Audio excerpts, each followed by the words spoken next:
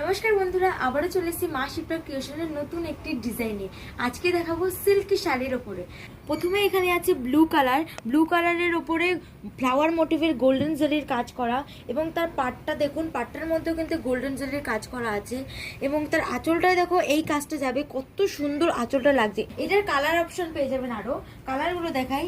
এই একটি কালার, প্রথমে যাচ্ছে রেড কালার, খুবই সুন্দর লাগছে, এবং নেক্সট কালার হচ্ছে তুতে কালার, তারপরে আরেকটি কালার হচ্ছে গ্রিন কালার, এবং আরেকটি কালার আছে, কালারের কিন্তু শেষ নেই।